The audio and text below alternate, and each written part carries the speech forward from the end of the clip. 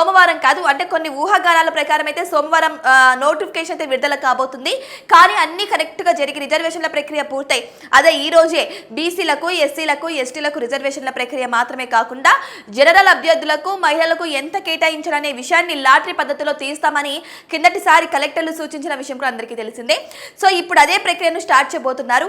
ఈ రోజు మహిళా రిజర్వేషన్స్ కూడా ఎంత రాబోతున్నాయన్న విషయం కూడా ప్రస్తావించే యోచనలో ప్రభుత్వం ఉన్నట్టు తెలుస్తుంది. లాటరీ పద్ధతి ద్వారా మహిళల రిజర్వేషన్ వాళ్ళు ఖరారు చేయబోతున్నట్టు తెలుస్తుంది. అంటే ఏ ఏ స్థానాలకు మహిళల రిజర్వేషన్లు వస్తాయి అన్న అంశాన్ని ఈ రోజు క్లారిటీ ఇవ్వబోతున్నట్టు తెలుస్తుంది. సో ఈ క్లారిటీ కనుక పక్కా సమాచారంతో అందితే మాత్రం మేబీ రేపే రిజర్వేషన్ల ప్రక్రియ పూర్తయితే మాత్రం రేపు ఈవినింగ్ లోపు నోటిఫికేషన్ రాబోయే అవకాశాలు ఉన్నట్టు తెలుస్తుంది. ఒకవేళ రేపు మిస్ అయినా సోమవారం ఖచ్చితంగా నోటిఫికేషన్ రాబోయే అవకాశాలు ఉన్నట్టు తెలుస్తుంది.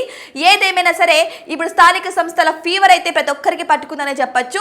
సో వెయిట్ చేసి చూద్దాం ఇక ఎవరికి ఎంత రిజర్వేషన్స్ వస్తాయి, ఎక్కడ ఏ సీటు ఖరారు అవుతుంది అనేది కూడా.